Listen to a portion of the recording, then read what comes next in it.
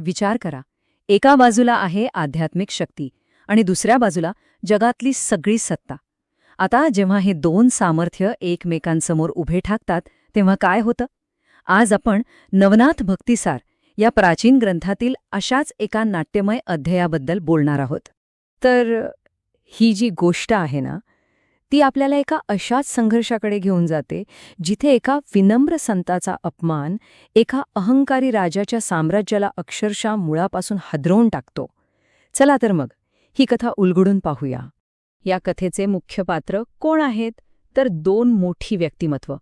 एका बाजूला आहेत महान नाथ सिद्धांपैकी एक पूजनीय मच्छिंद्रनाथ, म्हणजे ज्ञानाचं प्रतीक, आणि दुसऱ्या बाजूला आहे अयोध्येचा गर्विष्ठ राजा, ज्याला आपल्या संपत्तीचा आणि सत्तेचा प्रचंड अहंकार आहे.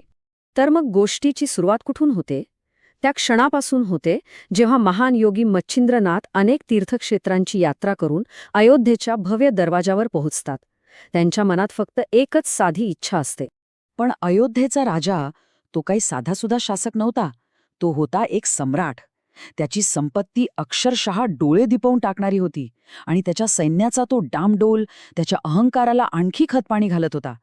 त्याची सत्ता जणू अमर्याद वाटत होती. आता इतकं सगळं वैभव असूनही मच्छिंद्रनाथांची इच्छा काय होती? अगदी साधी. त्यांना फक्त एकदा राजाला भेटायचं होतं. यात त्यांचा कुठलाही स्वार्थ नव्हता, फक्त एक नम्र विनंती होती. पण बऱ्याचदा कसं होतं, एक साधीशी विनंतीसुद्धा अहंकाराच्या भिंतीवर आदळून फुटते. आणि इथेही तसंच झालं. राजाचा प्रतिसाद आदरणीय तर नव्हताच, उलट तो होता अपमानास्पद. आणि इथूनच त्या मोठ्या संघर्षाची ठिणगी पडते.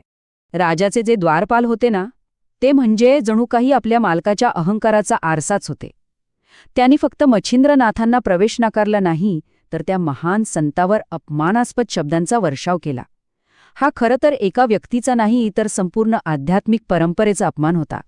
हा जो अपमान झाला त्याने मच्छिंद्रनाथांना एक गोष्ट जाणवून दिली, की हा फक्त एका व्यक्तीचा अहंकार नाहीये, तर हा सत्तेचा गैरवापर आहे. म्हणून मग त्यांनी ठरवलं की या राजाला धडा शिकवणं गरजेचं आहे. सुडासाठी नाही, तर धर्माची आणि संतुलनाची पुनर्स्थापना करण्यासाठी. आणि मग जे सुरू झालं ना, ते काही तलवारींचं किंवा शस्त्रास्त्रांचं युद्ध नव्हतं.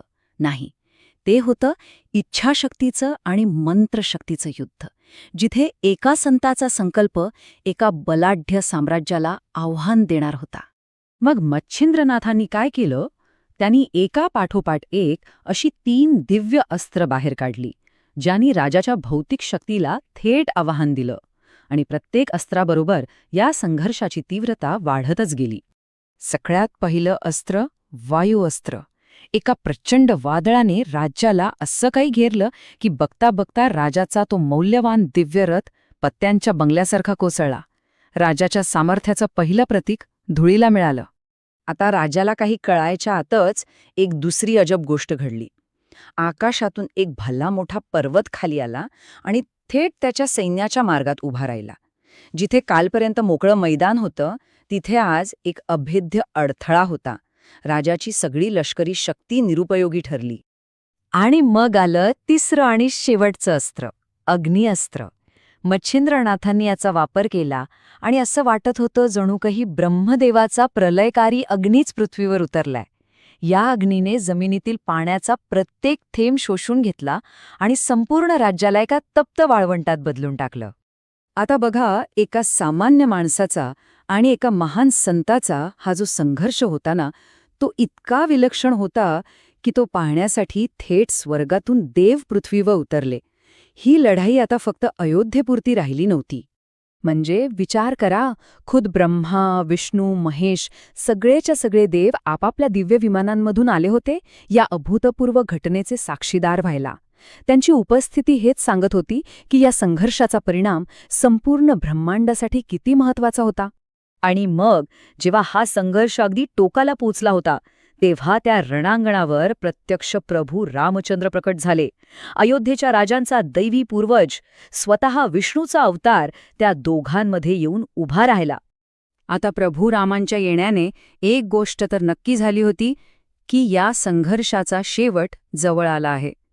आणि आता वेळ होती अंतिम सत्याच्या खुलास्याची. प्रभू रामांनी राजाला रागावून नाही तर ज्ञानाने समजावलं. त्यांनी सांगितलं की एका खऱ्या भक्ताचा, एका संताचा अपमान करणं ही किती मोठी चूक आहे. कारण त्यांची शक्ती तलवारीची नसते, तर ती तपश्चर्येच्या सामर्थ्याची असते. आपलं आराध्य दैवतच समोर उभं राहून त्या संताच्या सामर्थ्याची ग्वाही देतंय हे पाहिल्यावर राजाचा अहंकार क्षणात गळून पडला. त्याला आपली चूक समजली आणि तो लगेच मच्छिंद्रनाथांच्या चरणी शरण गेला आणि क्षमेची याचना करू लागला. आणि मला वाटतं कथेचं खरं सार इथेच आहे. मत्स्येंद्रनाथ, ज्यांचा उद्देश फक्त धडा शिकवणं होता, त्यांनी राजाला मोठ्या मनाने माफ केलं आणि राजानेही आपला अहंकार सोडून त्याच संताचा सर्वोच्च आदराने 16 पायऱ्यांच्या पूजाविधीने सन्मान केला.